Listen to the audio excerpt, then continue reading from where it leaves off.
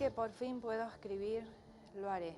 Quiero hablar en este programa tan serio a AM y por este medio decir mis verdades como madre. Me vivía bombardeando con mensajes amenazándome que se iba a suicidar, de que me iba a hacer daño a mí, a mi familia. Alguien te piropeó todos los días y si yo le decía que sí, seguro que le provocas. Vos de seguro sos una p***. Y allí en la vivienda de Isaías Raúl Torres fue recuperado el celular de la víctima. No solamente cometieron ese hecho, sino también que gozaron, disfrutaron al verlo sufrir a la víctima. Ella involucrado en un crimen. ¿Cómo? Una persona así sería incapaz de matar a una mosca.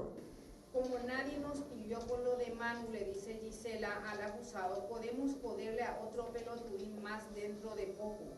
A mí me parece, como madre, totalmente injusta la condena de 40 años que le impusieron sobre ella y sobre nosotros como familia, porque realmente es un dolor casi insoportable. Hasta ahí nomás puedo hablar. Esta noche en AAM vamos a conocer los testimonios de personas que estuvieron en el primer círculo de esta pareja que ha matado y lo ha hecho por placer. Un juicio que marca una condena inédita para nuestro país, pero no por los años de condena, básicamente, porque estamos hablando que en años de condena ya tenemos casos similares y precisamente uno de los abogados que logró una condena de 40 años en el caso de Adolfo Trote hoy está con nosotros en los estudios de AAM, el doctor Juan Alberto Con Gallardo. Estamos hablando, Enrique, de una condena inédita porque se establece como el motivo del asesinato el matar por placer de gente que decía que le provocaba inclusive excitación sexual el matar, el ver morir a sus víctimas. Y eso es lo que se dijo también en el propio juicio. La propia jueza a la hora de dar la sentencia decía, estamos ante un caso histórico para Paraguay. Es la primera vez en nuestro país que estamos juzgando a personas por asesinar por el mero placer de matar. Y es por eso que le vamos a dedicar todo este programa a este caso, con análisis, con entrevistas exclusivas y también con un elemento que fue fundamental a la hora de descubrir y contar el relato de los hechos. Estamos hablando del cruce de mensajes entre esta pareja condenada. Unos mensajes que ya fueron difundidos en este propio juicio, mensajes que aparecieron en varios medios de comunicación. El equipo periodístico de AAM accedió a más mensajes entre estas dos personas, las dos personas condenadas. Mensajes de mucho tiempo antes del asesinato, mensajes después del asesinato, que demuestran que realmente el objetivo y cómo ellos buscaban, cómo planificaban y que incluso barajaron otros nombres de personas conocidas inclusive como posibles víctimas para un asesinato. Habían acabado de matar y ya en ese momento estaban planificando qué nuevas víctimas podían llegar a tener, inclusive en un momento determinado uno le dice al otro, desde los 11 años soñaba con encontrar una persona como vos, con la que pueda compartir los mismos gustos y con quien pueda compartir la misma experiencia. Un caso sui generis para nuestro país, pero que sin embargo desde la perspectiva internacional vamos a conversar con Juan Francisco Alcaraz Albertos. Él es experto en asesinos seriales, es psicopatólogo criminal y forense y hoy va a estar con nosotros aquí en los estudios de AAM desde España hablándonos de este caso y de cómo estos casos impactan a nivel mundial. Pero además, en esta edición vamos a compartir el perfil psicológico y psiquiátrico que se ha desglosado en pleno juicio de cada una de estas dos personas. Así es, porque este equipo también accedió al perfil de estas dos personas. Vamos a conocer cómo eran estos dos asesinos. Ya en la semana se estuvo diciendo, eran potenciales asesinos seriales. Es decir, fue el primer crimen, pero la excitación, el impulso, el placer sexual que les generó a ellos este asesinato podría hacer que busquen otras nuevas víctimas rápidamente y así generar una cadena de asesinatos. Hoy los vamos a conocer cómo eran ellos en la vida, cómo eran en sus trabajos, cómo eran psicológica y psiquiátricamente estas dos personas. Pintaban que eran asesinos potenciales, hablaban de estas cosas con sus compañeros de trabajo, con sus amigos, con otras parejas. Esta noche el perfil psiquiátrico y psicológico de los dos asesinos. Además, esta noche en AAM en exclusiva, la mamá de Gisela rompe el silencio y habla con el equipo periodístico de AAM. Esto es un adelanto de lo que dijo la mamá de Gisela hablando en exclusiva para el equipo periodístico de AAM.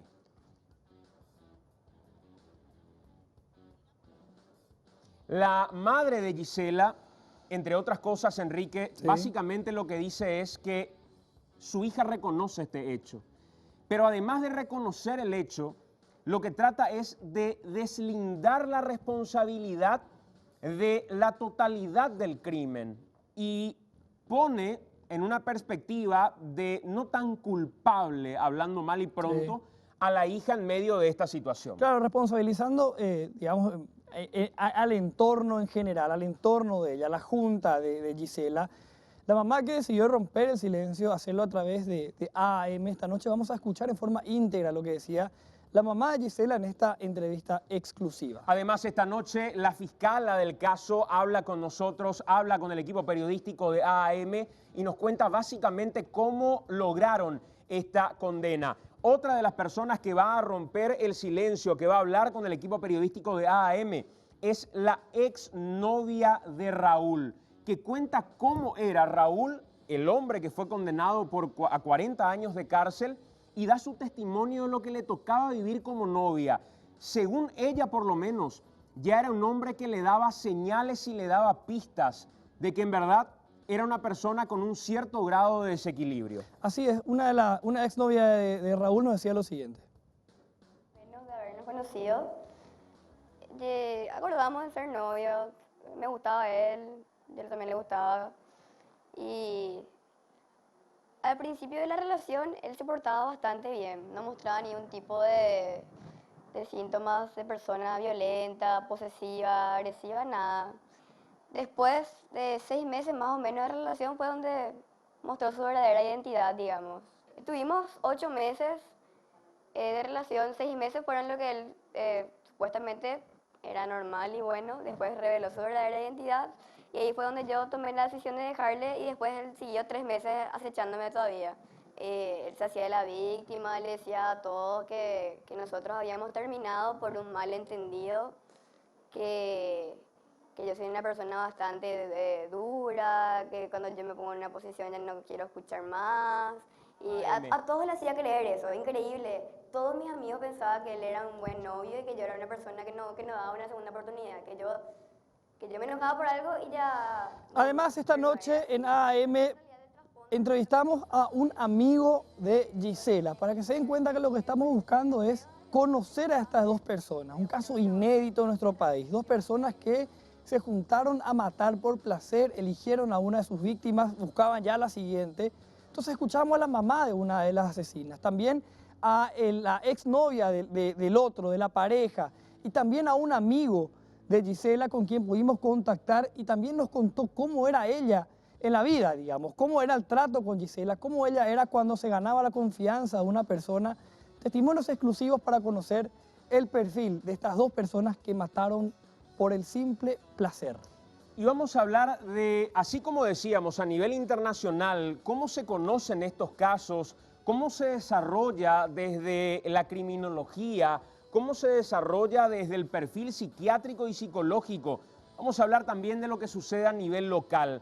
Y para ello nos acompaña el doctor José Vera, que es psiquiatra forense y que nos va a hablar básicamente de cuál es el perfil de personas que llegan a este tipo de situaciones, a este tipo de casos en particular. Lo vamos a hablar desde el ámbito penal, lo vamos a hablar desde el ámbito psiquiátrico, lo vamos a hablar desde el ámbito criminológico. Hoy un programa bastante completo en el que también vamos a tener, Enrique, un contacto internacional. Así es, también desde el análisis de una persona que, digamos, analiza estos casos todo el tiempo en la Argentina. El conductor de Cámara del Crimen en Todo Noticias TN Argentina desde Buenos Aires en un contacto con AAM, Ricardo Canaletti, un periodista que analiza todo el tiempo casos similares, tiene mucha experiencia en casos como estos y hoy nos va a dar su testimonio en AAM. Nosotros, señores, hacemos la pausa. Son las 8 de la noche con 41 minutos. A la vuelta de la pausa ya nos metemos de pleno a este tema que genera controversia y genera debate a través de las redes sociales, incluso al punto que consultando con alguna gente, muchos cuestionaban diciendo cuando estos casos son tratados a través de la prensa, se puede terminar dando una especie de efecto en cadena. ¿Es verdaderamente así? ¿O en realidad estas personas que logran reunir estos requisitos y estos perfiles son personas que nacen con este tipo de actitudes, lo hacen porque ven que esto sucede, porque consumen este tipo de crímenes básicamente a través de medios masivos de comunicación? Lo vamos a hablar con los expertos porque finalmente ellos son los que saben. A la vuelta de la pausa nos metemos a pleno en este caso, matar por placer, hoy en el desglose punto a punto, caso por caso en AAM.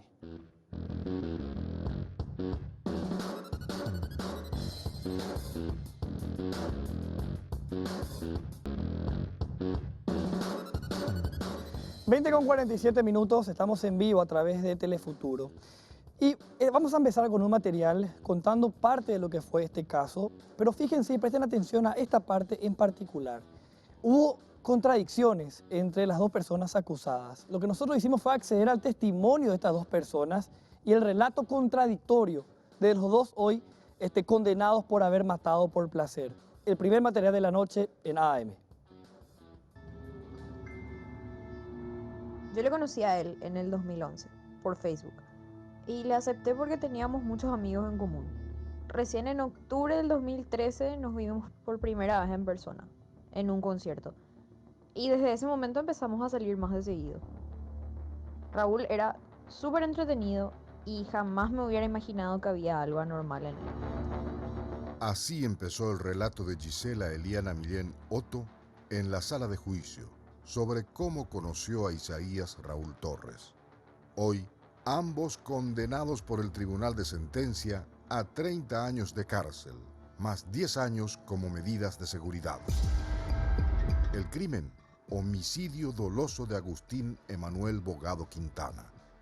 El motivo, el mero placer de matar. Es raro hacerlo por algo más que por el placer de matar. Y tengo conocimiento, pero yo no participé del hecho por el cual me están imputando. Yo le conocí a Agustín, seguro que fue en enero de 2014. No le conocía personalmente, estaba ahí en un grupo de WhatsApp.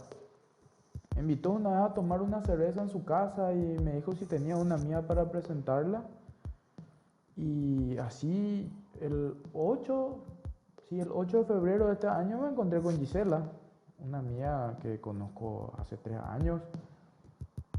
Y nos fuimos caminando 2 cuadras y Agustín nos buscó y ahí fuimos hasta su casa. Esta fue la primera declaración indagatoria que dio Isaías Raúl Torres a la Fiscalía en el 2014, luego de haberse encontrado el cuerpo sin vida de Agustín. Como noté que Agustín se sentía atraído por mi amiga, por Gisela, dije, bueno, voy a darles tiempo para que se queden a solas, a ver qué pasa. Habré tardado 45 minutos, 1 hora fumando 1 o 2 cigarrillos. Y después volví a la casa, a 2 cuadras aproximadamente. Antes de llegar, le encontré a Gisela, estaba en la calle, estaba alterada, nerviosa. Tenía varias lesiones, rastros de golpes. Le pregunté qué pasó y por qué estaba sola afuera. No me quiso decir nada. Le dije que me espera ahí y fui hasta la casa de Agustín a ver qué fue lo que pasó. Entré y le encontré en el piso. Estaba ensangrentado. Parecía que tenía cortes en la cabeza. Le toqué para tomarle el pulso y ahí estaba muerto. Me acuerdo que Raúl se levantó para ir al baño porque sonó su teléfono. Y yo seguí nomás hablando con Agustín y en un momento me lleva a su pieza al tipo e intenta besarme y tocarme. Obviamente yo me resistí, forcejeé con él hasta que conseguí zafar y escaparme de la casa. Salí corriendo a la calle Y un ratito después llega Raúl, todo nervioso y desorientado, preguntándome si había policías por la zona. Decía un montón de cosas incoherentes y su reacción en serio me daba miedo. Estaba actuando como loco y yo le preguntaba cosas y el tipo no me respondía nada. Ahí me fijé en su ropa y sí, estaba todo oscuro, pero igual se podía ver que su manga estaba manchada y parecía sangre. Las contradicciones se hicieron claramente evidentes desde el primer momento entre las versiones de Gisela y las versiones de Raúl sobre lo que pasó aquel 8 de febrero del 2014. Sin embargo, hubo algo que fue irrefutable para el Tribunal de Sentencia en la presentación de evidencias dentro del proceso del juicio. Los mensajes y la comunicación que mantuvieron Gisela y Raúl luego de lo acontecido aquella madrugada.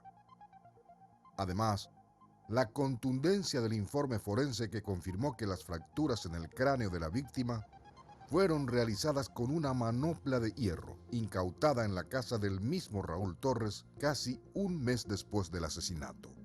La versión que la Fiscalía pudo comprobar y que el Tribunal de Sentencia admitió como fidedigna es que ambos, Gisela y Raúl, planearon y ejecutaron el homicidio al pie de la letra. Buscaron una víctima que cayera en el juego de seducción, consumaron el hecho y luego celebraron juntos. A tal punto que incluso luego del asesinato ya pensaban quién podría ser la próxima víctima.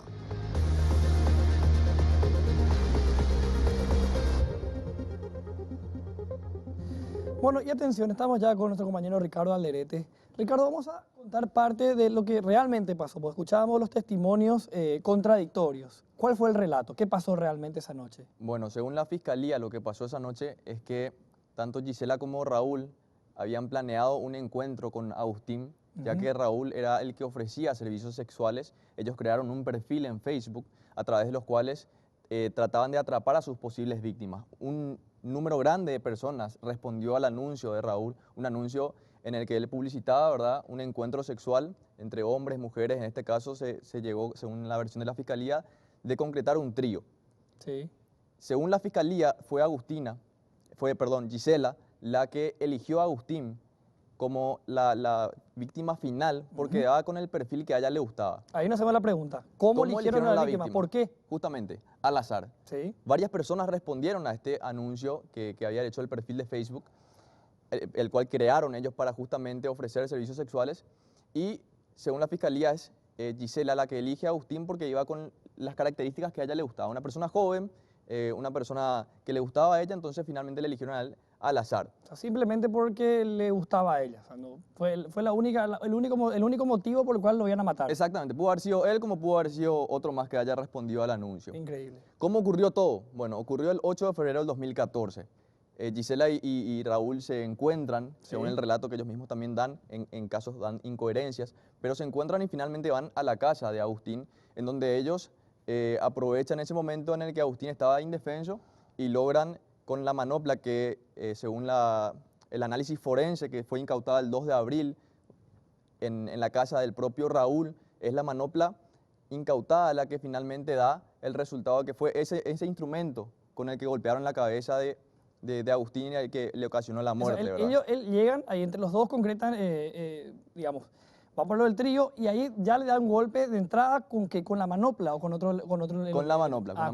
El primer golpe ya fue con la manopla. El entonces. elemento que utilizaron para dejarle indefenso, ¿verdad, a Agustín? Sí. ¿Usted sabía que iban a hacer eso o fue una cuestión casual que se dio ahí en el momento que empezaron a compartir? Según la versión de la Fiscalía, ellos sabían que iban a hacer. Fueron con esa intención. Fueron con la intención de terminar con la víctima. O sea, un encuentro. El primer golpe ya fue planificado, de hecho. Vos te vas, yo me siento acá y le meto un golpe atrás. Esa es la versión que maneja la carpeta fiscal, ¿verdad?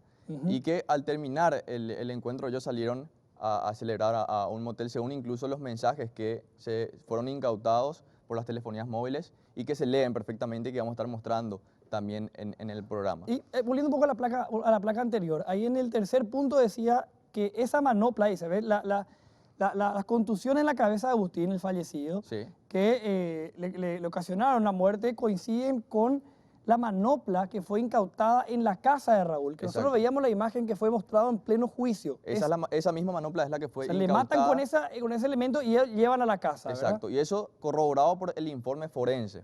Correcto. A ver la siguiente placa, por favor, entonces. Lo último que dice aquí, A ver. Ricardo, antes de la última placa, Sí. es, fueron a celebrar a un motel. Exacto. Si uno mata, y si mata por primera vez, lo más probable es que tenga un nivel de pánico, de Susto. excitación, de susto, después los profesionales lo van a definir, pero sin embargo acá fueron de inmediato a celebrar a un motel. Exacto. ¿Y cómo se llega a esta versión, Santiago? Se llega a través del contacto y la constante comunicación que tuvieron estas dos personas luego del acto, a lo que la Fiscalía tiene en carpeta de los mensajes que tienen ellos después de haber asesinado a O sea, Agustín. le generó una excitación tal que fueron a descargar a un motel, digamos. Exacto. ¿Y cuál es la condena? ¿Qué condena se llega finalmente? 40 años de prisión, serían 30 años por la máxima pena por el hecho punible de homicidio doloso y 10 años más de seguridad por considerar dos personas que representan un peligro para la sociedad. Esa es la condena que se dio tanto a Raúl como a Gisela. Bueno, Ricardo, permíteme un segundo, Enrique, por favor. Ricardo va a continuar con nosotros y en breve vamos a desarrollar desde el punto de vista criminológico, desde el punto de vista psiquiátrico esta cuestión, de esas preguntas que nos quedan ahí flotando. Pero antes de escuchar a la mamá de Gisela, que habló por primera vez para televisión y eligió hacerlo en AAM, está con nosotros el doctor Juan Alberto Con Gallardo. Doctor, brevemente, había cosas que ibas apuntando en la medida que íbamos presentando el caso en sí. Desde el punto de vista penal, ¿qué es lo llamativo de esta condena y de este caso en particular? Y realmente, Santiago, muy buenas noches, ¿verdad? Buenas noches, para doctor. todo el equipo y para la audiencia. Realmente es la primera vez que existe una condena de una pareja. No así, anteriormente ya en el Código Teodosio le llamaba el artículo 337, el inciso cuarto, hablaba del homicidio por impulso de brutal ferocidad. Después hay cosas que no entraban, por eso se modificó en Alemania en 1958, se establece por primera vez lo que es matar por placer. Y esto de brutalidad a lo que haces referencia, ferocidad decías, sí. ¿En qué otros casos se dio, por ejemplo, en la práctica en nuestro país? En nuestro país hubo dos casos con condena, ¿verdad? Cita Teodosio González, ¿verdad? Al hacer referencia al inciso cuarto, ¿verdad?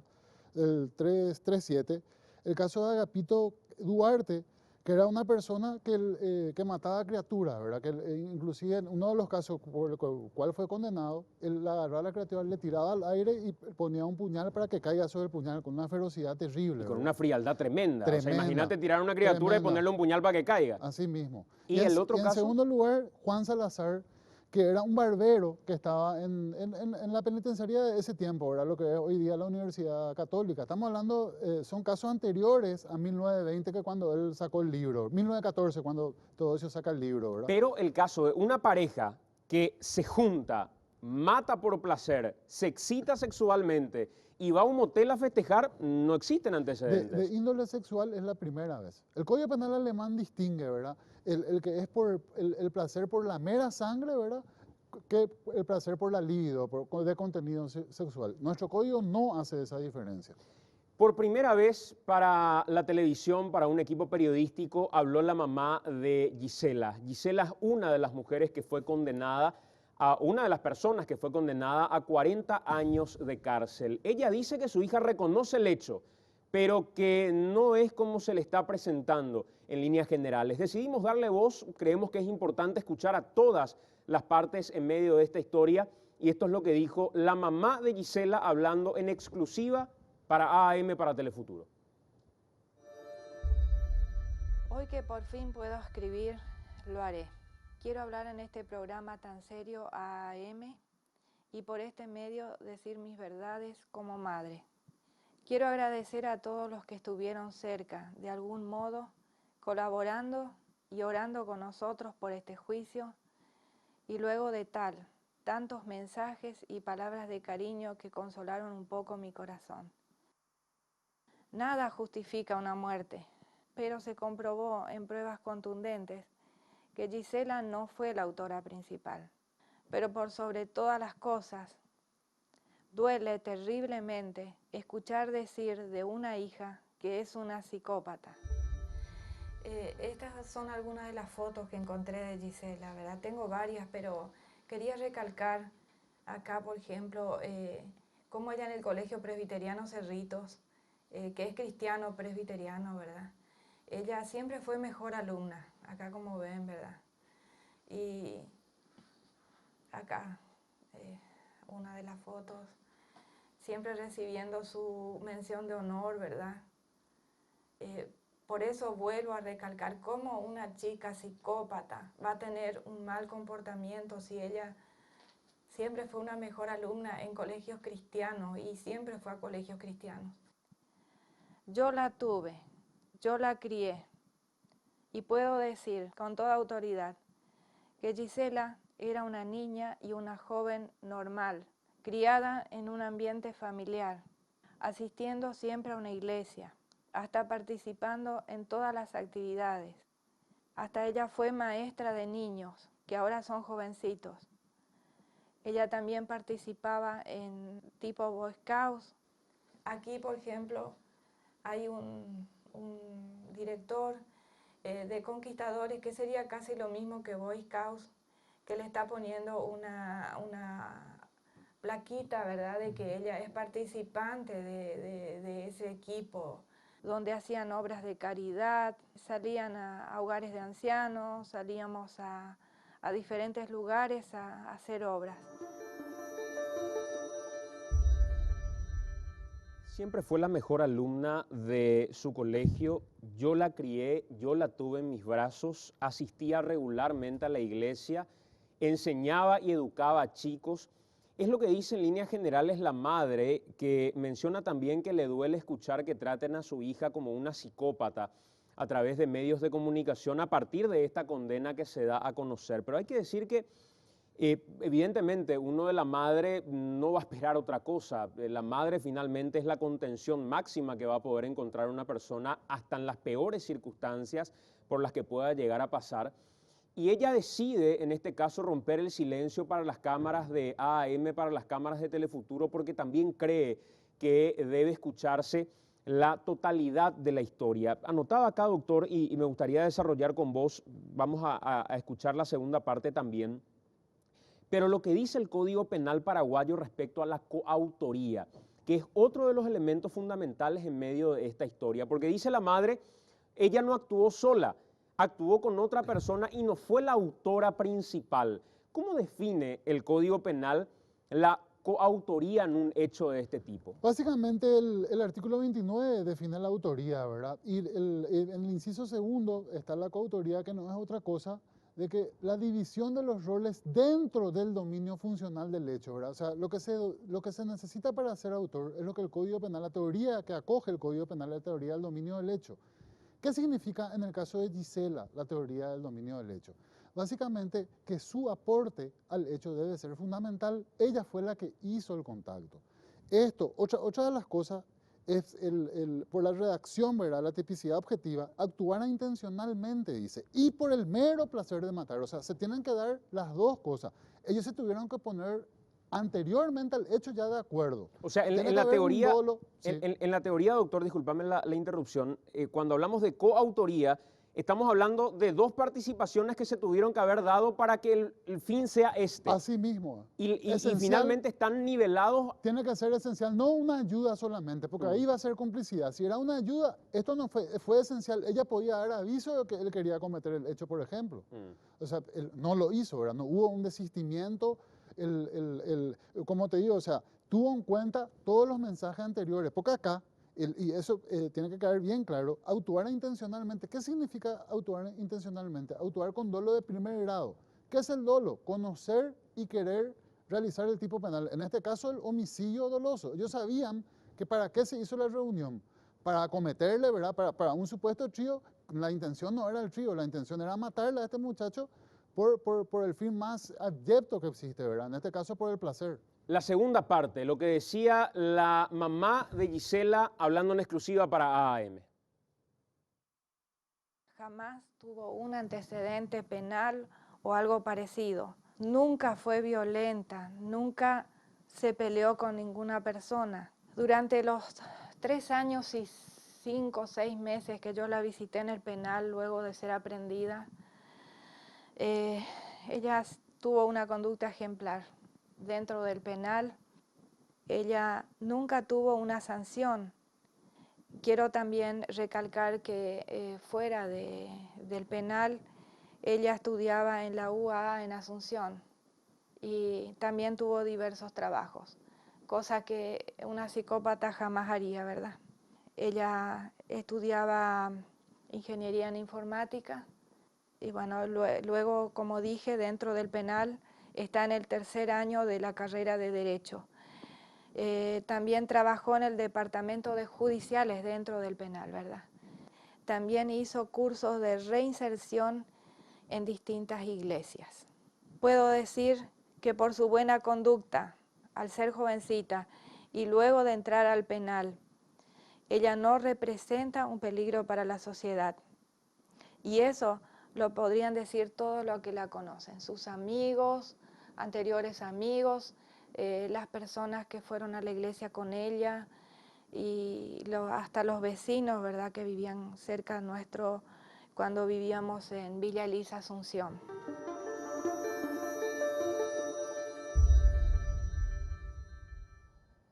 Bueno, increíble el relato de una chica normal, digamos, una chica de bien, voluntaria, una chica de iglesia. Y sigue contando la mamá respecto a un tratamiento que se hizo alguna vez Gisela y su buena conducta ya cuando estaba procesada, fíjense. De jovencita se le realizaron, eso sí, varios tratamientos con medicamentos y psicoterapia, pero ella nunca fue violenta, eso lo puedo decir. Se le practicaron varios test psicológicos y nunca jamás presentó las características de una psicópata.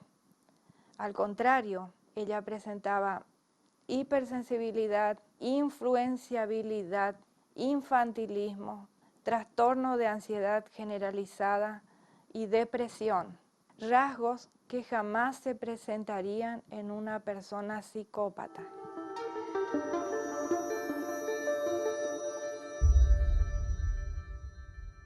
Siendo Gisela una persona que siempre incluso asistía a la iglesia, era parte de un grupo de Boy Scouts, decía su misma mamá, ella cuenta cuál fue el mayor error de Gisela, alejarse de Dios, decía. El error más grande de su vida fue que de joven se alejó de Dios.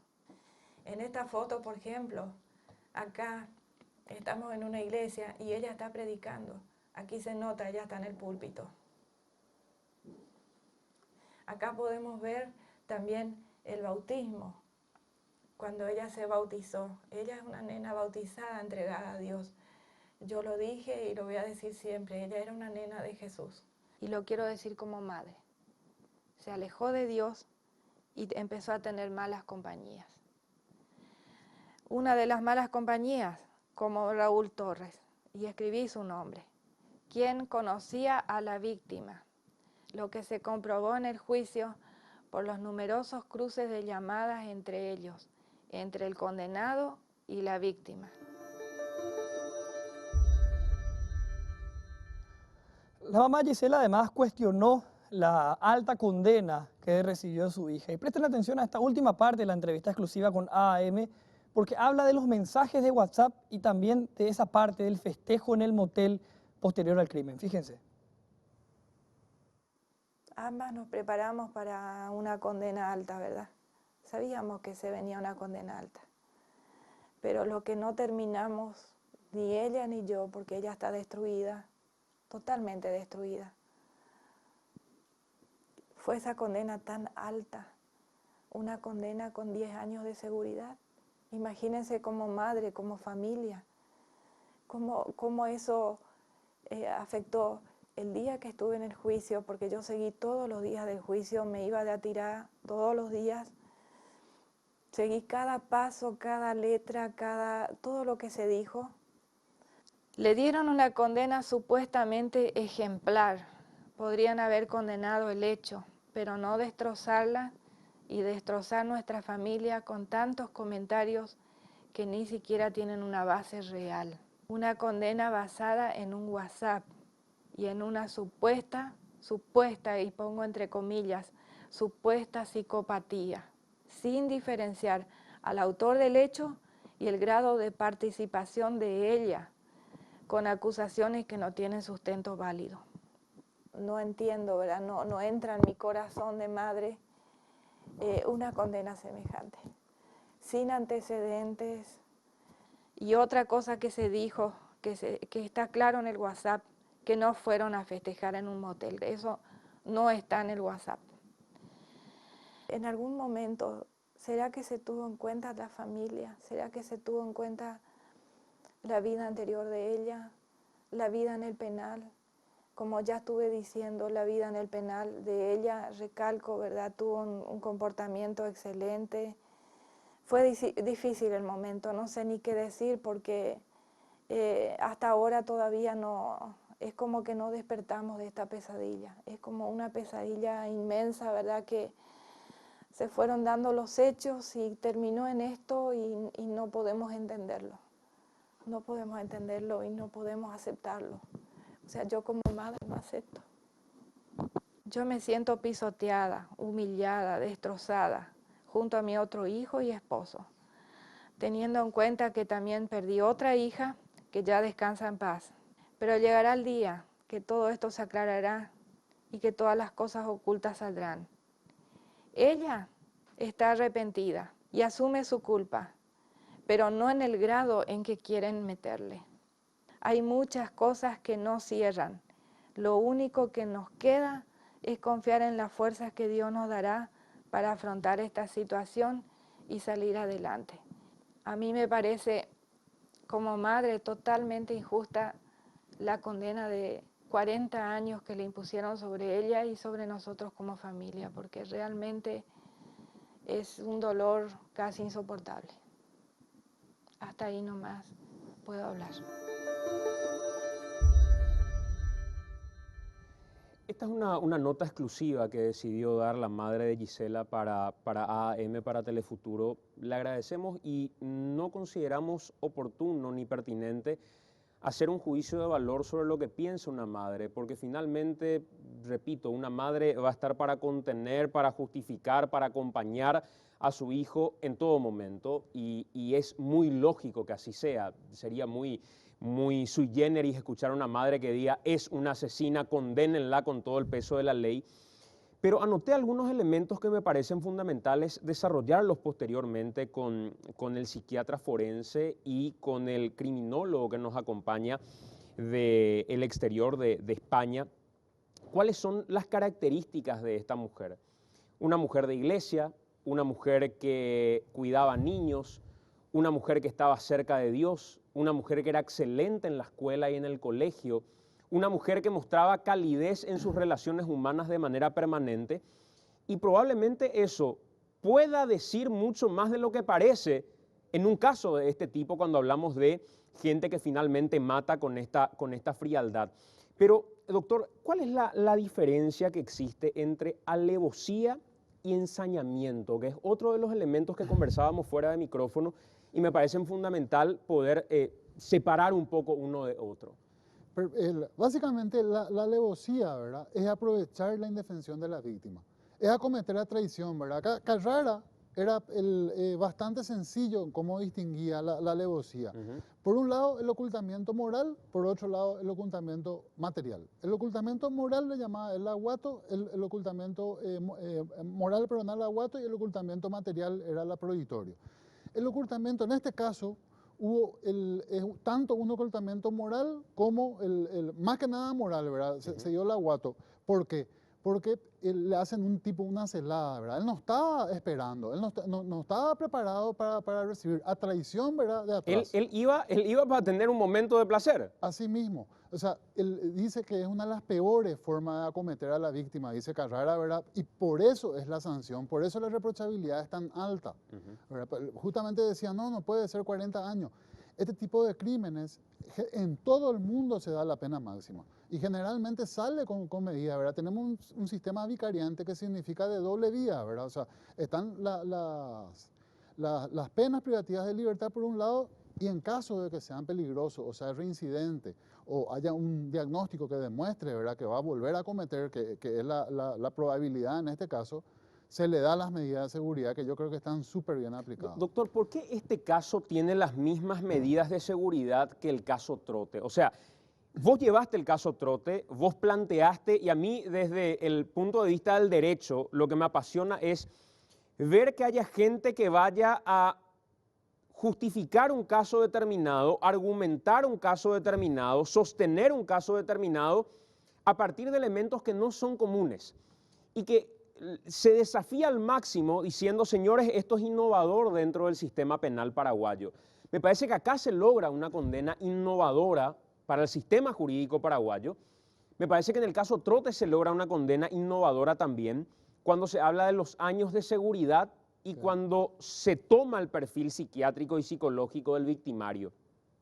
¿En qué se parece este caso al caso Trote para decir la condena tiene que ser la misma y finalmente es la misma? Básicamente en la peligrosidad, ¿verdad?, que es muy difícil de definir. También hay que establecer algo, ¿verdad?, le digo hasta a la mamá, ¿verdad? Esto se puede revisar cuando cumpla 20 años, ya puede pedir una revisión criminológica, ¿verdad?, con todo, una interdisciplinaria, para ver si dejan de ser peligrosos y pedir una libertad. Después de 20 años de cárcel. Después de 20 años, pero antes no, antes imposible, ¿verdad? O sea, siempre es provisoria, esa condena a la medida de seguridad se puede revisar en cada momento porque eso depende de la peligrosidad de acá a 20 años, imagínate. O sea, ella ya creo que tiene 3 años de pena privativa, ¿verdad? Sí. Ahora, ¿en qué se parecen los dos extremos, vamos a decir, ¿verdad? En primer lugar, como te decía, en la peligrosidad, y en segundo lugar, en la replicabilidad, que se puede volver a dar. Conforme a los mensajes, ¿verdad?, en este caso, ellos inclusive ya estaban viendo ya que otra víctima podría ser la factible para volver a cometer, ¿verdad? Doctor, te agradezco por estar con nosotros y vamos ahora a mirarlo más allá de lo penal, mirarlo un poco desde el punto de vista médico, desde el punto de vista criminológico, y para ello creo que tenemos también una mesa de lujo. Te quiero pedir un favorcito. Le quiero mandar un saludo a la profesora, a la mejor psicóloga forense de Paraguay, Ana Fracci, que le prometí que le iba a saludar. Te quiero mucho, Ana, y espero que te recuperes pronto. Muy bien, un saludo para ella entonces. Gracias, doctor. Muchas gracias. ¿Qué fue lo que pasó básicamente en este cruce de mensajes que se dio entre ambos? En este momento en AAM, lo que queremos mostrarles es qué decían en las conversaciones que tenían. Y el equipo periodístico de AAM accedió a los contenidos inextensos de estos mensajes. Son más de 4.000 mensajes en total. Algunos ya se dieron a conocer, otros no. Y esos que no fueron dados a conocer son los que queremos mostrarles en esta edición de AAM y fueron parte también de este juicio. Enrique, vamos con vos nuevamente. Muy bien, gracias señores. Ya está con nosotros nuestro compañero Juan Carlos Lescano. Bueno, Juan Carlos, como decía Santiago, mensajes, más allá de lo que se dio a conocer, lo que pasó después del crimen, nosotros también conocemos mensajes que intercambió la pareja antes del crimen. Tenemos mensajes a partir del 24 de febrero. Como ya decía Santiago, son 4.000 mensajes los que forman parte de la carpeta fiscal. Vamos a ir mirando un poco. El 24 de febrero, en horas de la noche, Raúl Torres le escribe a Gisela: no me atraía a hacer eso antes de lo que hicimos, pero luego de eso, la verdad que sí. ¿No te atraía a matar y huir a un motel barato o qué cosa?, le pregunta a ella. Ahí está lo del motel. Exactamente. No pensaba en besarte y etcétera luego de eso, pero sí me gustaste. De hecho, si tenía más dinero, íbamos a uno mejor y tomábamos cerveza, ¿o qué?, le sigue diciendo Raúl. Pero me cagó que era un sohueco novia famosa. Yo creí realmente que íbamos a dormir, le vuelvo a decir Gisela, pero te lanzaste y tampoco te detuve. ¿Desde cuándo te enteraste que era novio de la modelito esta? Cuando me contaste nada más, le sigue diciendo él. Pero bueno, zafamos hasta ahora. Ni cerca están de encontrarnos. Ellos hacían de hecho gala de que no estaban cerca de encontrarlos, Enrique. Cuando le mataron no sabían que era la pareja de la modelo. Se enteraron ya después, en el momento de lo que había pasado. De la modelito estábamos hablando bobo, le dice ella. Core, esa india también, le sigue diciendo. Esto es todo dentro de la conversación del 24 de febrero. Ayer fue su cumple, le dice Gisela. Toda la fiesta así. Miran las fotos, le vuelvo a decir. Ja, ja, ja. ¿De quién?, pregunta Raúl. Jazmín Baranda. Mirana, le dice, le vuelve a contestar Gisela. Seguro festejó a lo grande, le dice Raúl. O sea, pegaría matarla a ella. O sea que también en algún momento entre ellos pensaron en matar a Jazmín Baranda. Exactamente, hablan incluso ellos de matar a Jazmín Baranda. Y siguiendo la cadena de mensajes, o sea, nos atraemos mucho. Quizás fue lo del asesinato, le da un sabor especial, vuelve a decir Raúl. Esto es parte de los mensajes que estaban compartiendo ellos. Esto es un solo día, Enrique. 4.000 mensajes. Seguimos leyendo, le da un sabor especial, jajaja, eso es verdad, le dice Raúl. Me gustás mucho más luego de eso. Jajaja, ¿en serio?, le pregunta Gisela. Sí, en serio. Fue mucha adrenalina. Y todo esto en el marco de esta conversación haciendo al respecto de lo que había ocurrido. El 25 de febrero continúan las conversaciones. Planeamos bien el teatrito del matrimonio. Ellos llegan a decir en algún momento, le dice Gisela a Raúl Isaías Torres, Enrique, jajaja, sí, Ad, mi esposito, le dice Gisela. Hay que ser Gil para creerse eso. Qué puta, dice textualmente Gisela. Y esto es lo que decía ya el doctor Con Gallardo, la forma en la que se preparó la cuestión.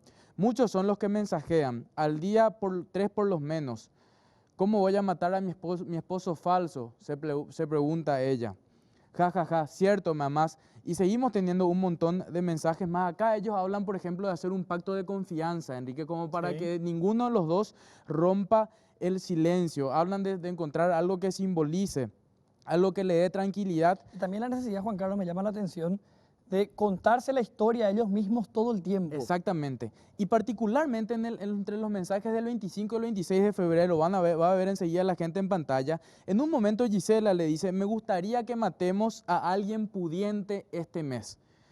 Si de por ahí sabes, yo quiero. Y le pregunta a él, ¿en serio? Sí, un cerdo con plata. Estamos hablando de que a través de los mensajes se evidencia, Enrique, que ya estaban planeando, y dice 1 o 2 milloncitos para ayudar en la mudanza, y que en otro momento habla, y Raúl Isaías Torres cuenta, que quería robar incluso a gente, pero no por robar, sino que para matar a más gente y de paso aprovechar y reunir un poco más de dinero. Parte de los 4.000 mensajes que estuvimos revisando con el equipo periodístico a lo largo de esta semana. Qué barbaridad. Bueno, Santiago, vamos hasta vos nuevamente. Gracias, Juan Carlos. Gracias, Enrique. Ya están con nosotros en los estudios de AAM y de verdad es una mesa de lujo, tengo que decir.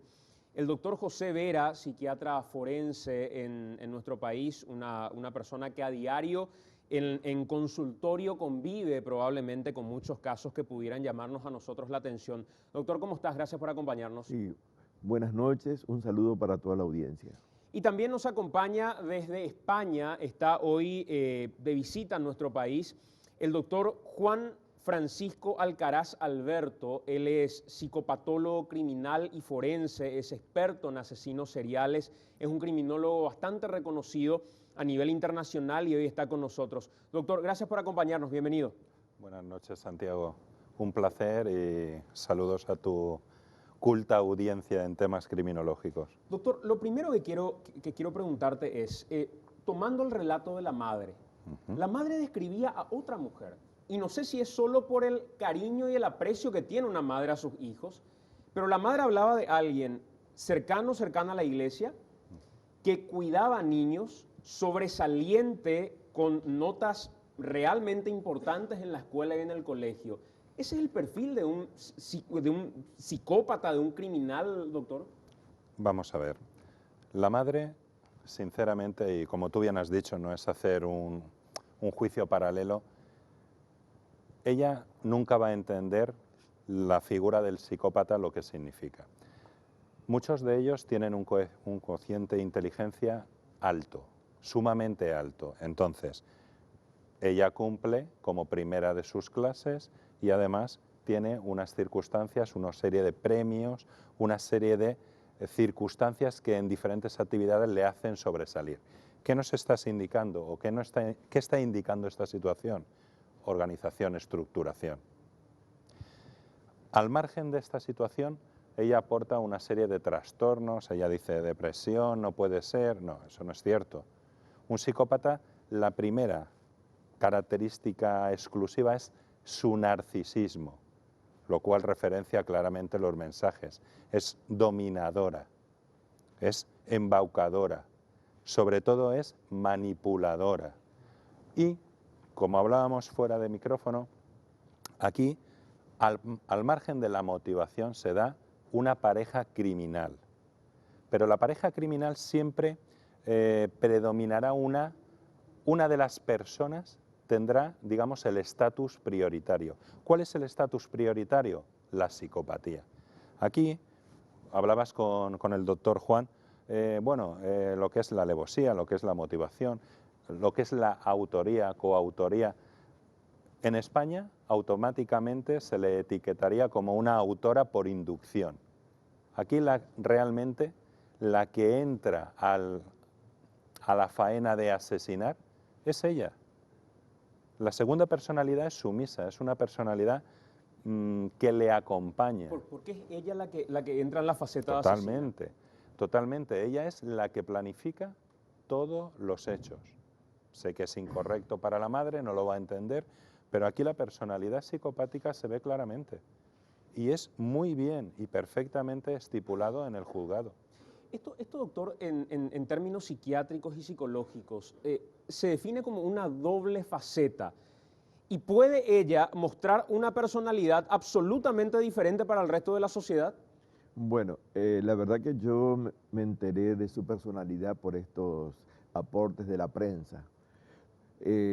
A mí realmente en este caso, para poder estudiarlo psiquiátricamente, me gustaría entrevistarla en algún momento y ver un poco esos antecedentes que tiene tratamiento psiquiátrico con pastillas. ¿Por qué razón? Porque generalmente con pastillas no se trata psicopatía, pero la persona psicopática también puede tener otros trastornos como depresión, como ansiedad, y no descarta. Entonces, lo que nosotros, como los psiquiatras forenses, lo que hacemos en realidad es determinar si la persona tiene capacidad de comprender o no la antijuridicidad del hecho y de autodeterminarse, y que no esté presente un trastorno mental. Pero la persona con trastornos de personalidad, y entre ellas las psicopatías, son siempre reprochables en nuestro código, para lo que dice nuestro código, o inimputables para otras partes. Doctor, hay algunas consultas que quiero hacer respecto a estos perfiles, como por ejemplo, cómo eligen a sus víctimas, cómo van formando este perfil. Pero quiero aprovechar en este momento y hacer un contacto internacional, porque estamos en este momento en comunicación con Ricardo Canaletti, periodista de TN, una persona a la que vemos habitualmente en nuestro país a través de TN precisamente, hablando de cuestiones policiales y de cuestiones de este tipo probablemente de forma más común. Ricardo, ¿cómo estás? Bienvenido a Paraguay, muy buenas noches. Muy buenas noches, un placer hablar con ustedes.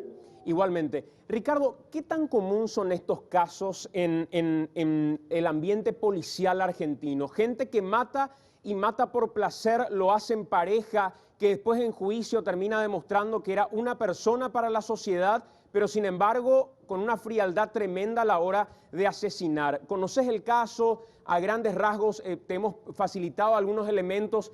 ¿Qué pensás respecto a este tipo de casos en particular, Ricardo?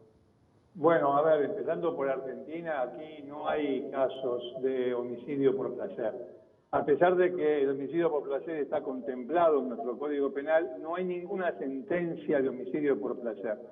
Antiguamente se llamaba el homicidio por impulso de perversidad brutal, que nadie supo jamás definir, impulso de perversidad brutal.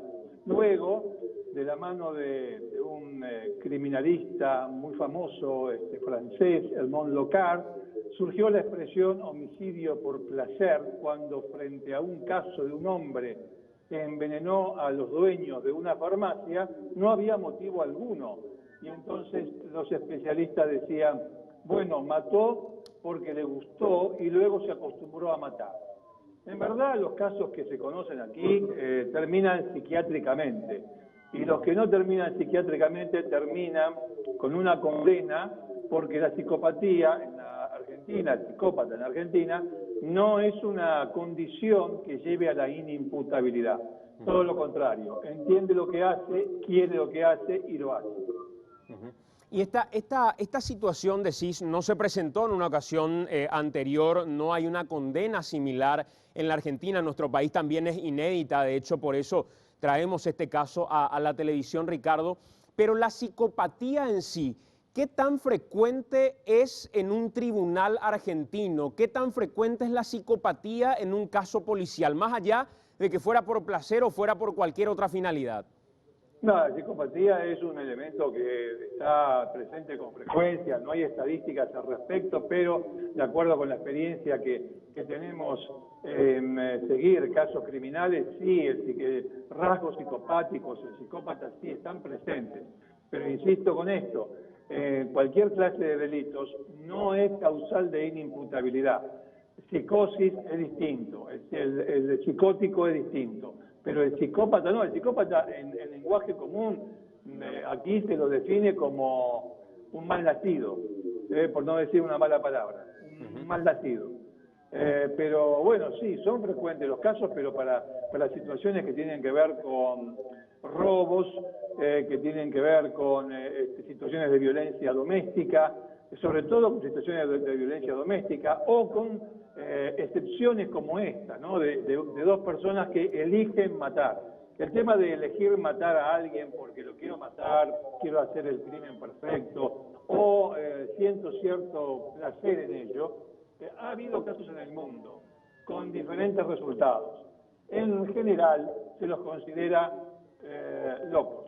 O sea, aquel que te dice, yo maté porque sentía una satisfacción al ver morir al otro, bueno, está más cerca de la locura que de otra cosa. El que mata porque bueno, nada, le pintó hacerlo, generalmente no, termina con una psicopatía y en prisión.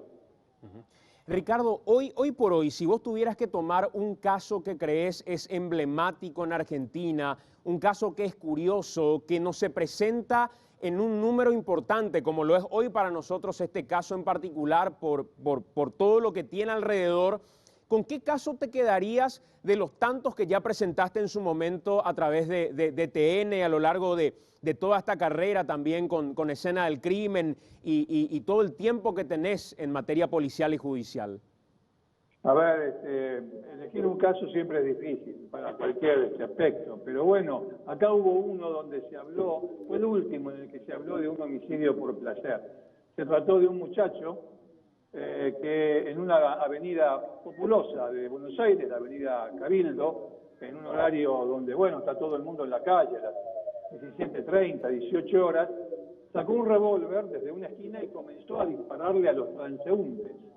Mató a uno, mató a otro muchacho. Se hicieron los análisis correspondientes y en primera instancia se lo procesó por homicidio por placer.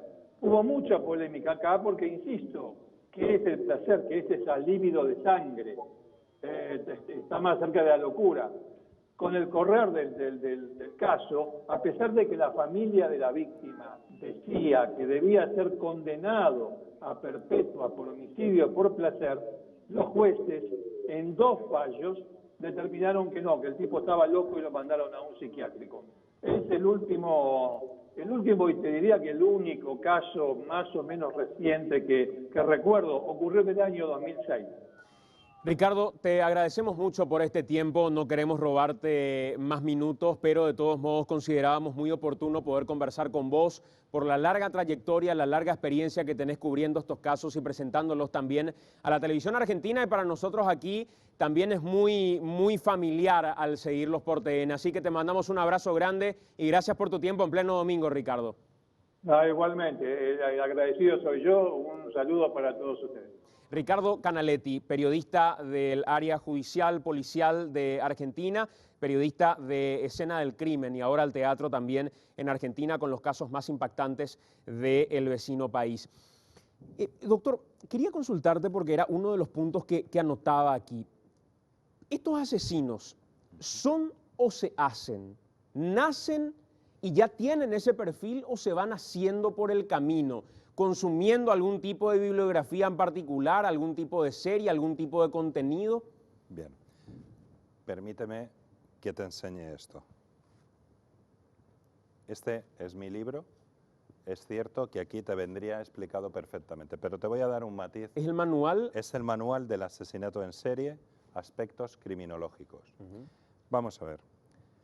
Esta es la piedra angular de la criminología, tanto europea como americana, como básicamente de todo el mundo. Problema, nace o se hace, y ello es la base de la psicopatía. Es una pregunta refrendada, recogida de anteriores temas. Nacer, a día de hoy, no se puede demostrar que haya un gen que desde pequeño te influya en una conducta homicida. Creada, hay una versión que fue la que en su momento en Estados Unidos se consideró el sociópata. El sociópata, para que nos hagamos una idea, es la persona que por diferentes problemas, circunstancias, deterioros en su vida, llega un momento en el que eclosiona, explota y comienza a tener unas actitudes sumamente violentas, etcétera, ¿no? Porque, claro, esto sería para debatir con tiempo, la figura del psicópata. Mira, antes, y permíteme ese inciso, con anterioridad hablábamos, decía la mamá, mi hija en prisión no tiene problema, es modélica, es rasgo característico de los asesinos en serie psicópatas. ¿Por qué? Porque ellos asumen el papel de cordero, no de lobo. Esto es la frase famosa de se hace más lamiendo que mordiendo. Ellos no son tontos, son imputables 100%. Es número uno en su clase, es una persona inteligente, pero manipuladora, narcisista, controladora. Ellos disfrutan controlando a una persona sumisa. Por tanto, no va a tener ningún problema. En prisión no va a tener problema, porque ella misma va a intentar conseguir que esos 10 años de medida de seguridad, si hay, como decía el doctor, una revisión, pueda salir. Segundo tema, la reincidencia. Ten claro que probablemente reincida. Si vamos a ver, es tan sumamente clara su motivación por matar que 20 años después, si físicamente no está impedida, volverá a intentar manipular o directamente, porque es que no hay solución. La psicopatía no se trata, no se puede tratar. Nosotros en España se puso en penitenciarías, en prisiones, un programa para la psicopatía. ¿Sabes lo que hacían los psicópatas? ¿Qué hacían? Imaginaros que nosotros somos 5 a la mesa, yo soy el que dirige y tú, o mejor dicho, tú diriges como doctor de la prisión, yo soy el psicópata. Siempre eran los últimos en hablar. El compañero contará su experiencia y atenderá tus preguntas, el otro compañero, la otra compañera, y el psicópata se nutre de la información que va a ir recogiendo de todos para luego extorsionarlos y sacar beneficio de estas circunstancias. O sea, en esa misma línea, doctor, cuando muchos hablan con sorpresa y dicen no, pero era una persona con un alto coeficiente intelectual, estamos hablando que la psicopatía en general tampoco está disociada de la brillantez o la lucidez de una persona. Claro. De hecho, que hubieron grandes asesinos que fueron muy inteligentes, exageradamente inteligentes. Y también parejas, en la historia, yo nunca vi una pareja criminal, ni siquiera esta vez, a pesar de que yo estoy en la fiscalía. O sea que estoy hablando por lo que escuché. Pero hay parejas de asesinas seriales que mataron gran cantidad de gente, brillantes, porque si no, no podrían luego matar tanta gente durante muchos años. Claro. Hay una cuestión que también me parece interesante cuando hablamos de parejas asesinas. Decías que, no, a diferencia de un ladrón común, la reinserción en la sociedad no va a ser la misma. Y en el tiempo que tengan en prisión, se van a mantener siempre muy disciplinadas en todo para finalmente conseguir salir a la calle. En principio, la personalidad psicopática, ella probablemente mantenga esa conducta que hemos hablado, sí. Esa doble faceta de la cual se hablaba hace rato y le preguntaba también al doctor Vera, también es una cuestión común. El asesino serial o el psicópata es peligrosa para toda la sociedad o para quien en su cabeza, hablando mal y pronto, sea su tipo de víctima ideal. Claro, mira, te voy a hacer un resumen rápido de cómo se forma un asesino en serie, más o menos. Un asesino en serie tiene unos problemas de niñez concretos, normalmente sufre maltrato, normalmente son variables que pueden o no darse, pero tienen esas carencias, carencia de afecto, carencia de amor, sus padres normalmente le producen violencia, son personas introvertidas y con burla en el colegio, entonces ellos lo que construyen es un muro. Ellos a su personalidad, digamos que la rodean con una especie de protección. Esa protección les da la frialdad emocional. Esa frialdad emocional lo que conlleva es que, llegado el momento de la pubertad, entra el aspecto sexual. Pero claro, su propia introversión no les permite hacer una sexualidad normal. Y entonces se nutren con fantasías sexuales. ¿Cuáles?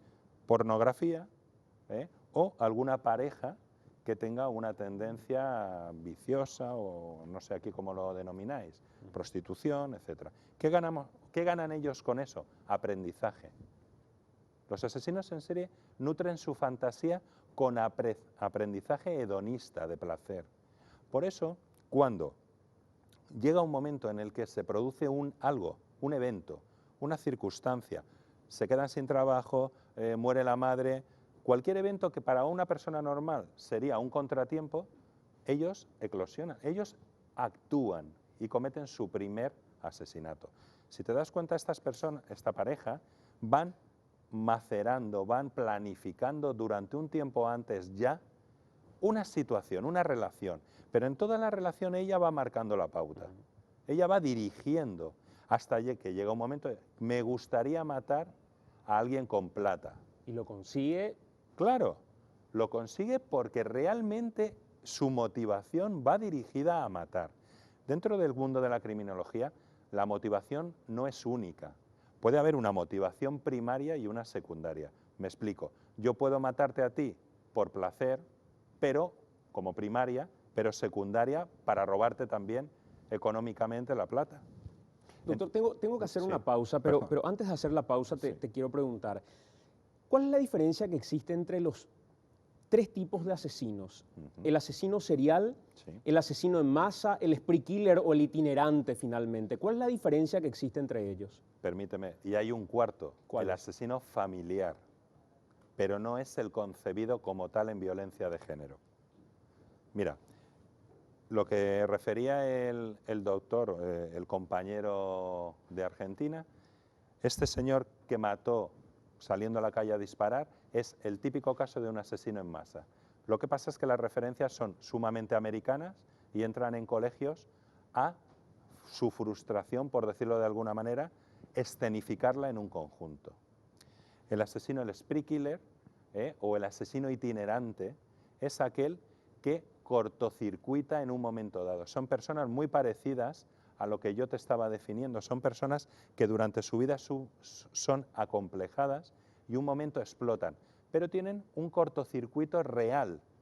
De hecho, muchos de ellos, cuando son detenidos, no, digamos que es como una especie de paréntesis que ni siquiera recuerdan que conductas asesinas o homicidas han producido. ¿Y este tipo de conductas que vemos en este caso en particular, es una conducta típica de un asesino spree en serie. killer, de un asesino en serie? Son asesinos en serie de libro.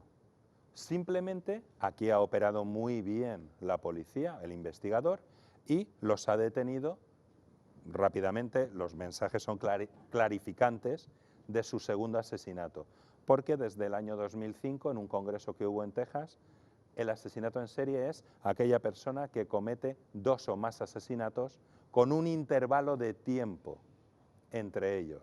Si te das cuenta, aquí el intervalo se hubiera producido corto, escaso.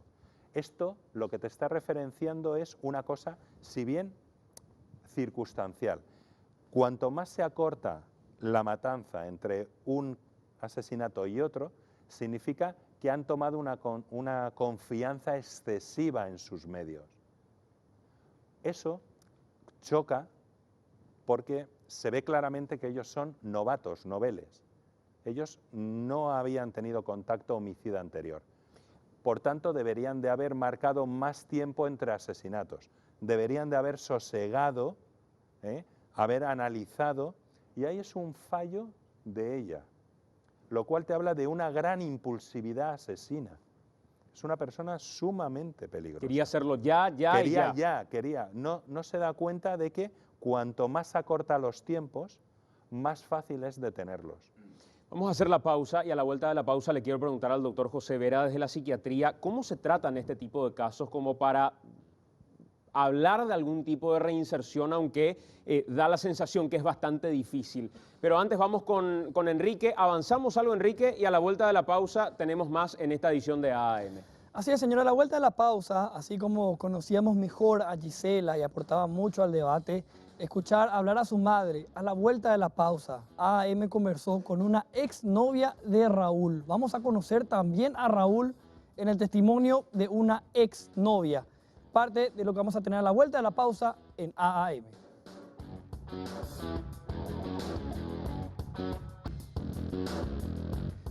Con 51 minutos, estamos en vivo haciendo AAM por Telefuturo. Y presten atención al testimonio de una exnovia de Raúl, el otro condenado por este caso. A diferencia de la mamá de Gisela, la exnovia de Raúl dice no estar absolutamente sorprendida por la condena a su expareja. Fíjense. Comenzaba a ponerse nervioso y yo tardaba en contestarle. Dos segundos tardaba en contestarle, ella se hacía la cabeza de que yo estaba escribiendo con otros, me hacía 1000 llamadas perdidas en ese momento. O si no, yo venía del colegio, me quedaba dormida porque estaba cansada y para él eso ya era que yo estaba con otro tipo. No me podía quedar dormida porque él ya se hacía la cabeza que yo estaba haciendo otra cosa y ya era motivo de peleas. Él llamaba a toda mi familia, le llamaba a mi mamá, le llamaba a mi hermanito, le llamaba a mi hermano, le llamaba a mi tía, le llamaba a mi abuela, le llamaba a todos mis primos. Y no sé cómo conseguía esos números, pero tenía los números de todos ellos. Y ahí yo tendría que haberme alarmado y, no sé, pensar, esta persona no es normal. Me vivía bombardeando con mensajes amenazándome que se iba a suicidar, de que me iba a hacer daño a mí, a mi familia, de todo tipo de manipulaciones. Me quería hacer sentir mal, me decía que nadie no me va a querer, que él es lo único que yo tengo. Él todos los días me preguntaba, ¿cómo estabas vestida? ¿Cómo saliste a la calle? ¿Alguien te piropeó todos los días? Y si yo le decía que sí, seguro que le provocas. Vos de seguro sos una p*** de cosas así, ¿entendés? Cuando vos te enterás de la noticia de lo que pasó, del asesinato, de la condena, ¿te sorprendió a vos o decís es algo que pudo haber hecho? Es algo que pudo haber hecho. No me sorprendió para nada porque él siempre hacía ese tipo de comentarios y como dije, cuando yo descubrí su verdadera personalidad, no fue nada sorpresivo para mí esa noticia.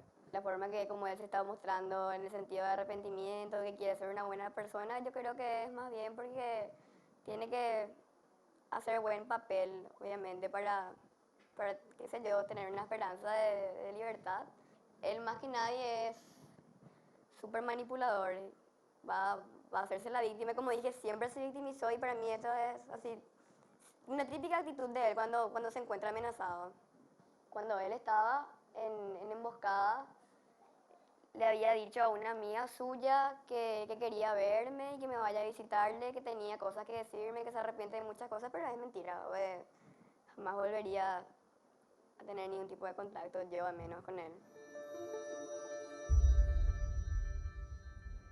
Tengo una última pregunta para el doctor Juan Francisco Alcaraz y de verdad un privilegio poder tenerlo en esta edición de AAM. ¿Por qué decías? Pues me llamaba la atención mientras veíamos el desarrollo de los materiales y la contextualización del caso, decías, este es un caso para un libro. Y cuando te teníamos recién hablando antes de la pausa decías, este es un caso de libro. ¿Por qué? Pues porque si te das cuenta y con las manifestaciones de la novia del chico, se vuelve a referenciar que es una pareja criminal en la que existe una psicópata de libro, de manual, es literal, y una personalidad sumisa. La personalidad sumisa además padece celotipia y trastorno obsesivo compulsivo, el controlar cualquier detalle, pero es que ella misma lo está diciendo. Una de las causas, o mejor dicho, una de las características fundamentales en el asesinato en serie es la obsesión-compulsión, porque deriva en ritualismo. Un asesino en serie comienza a matar inicialmente y valora sus errores, pero él busca su modo, lo que le nutre su fantasía de matar. ¿Me explico? Sí.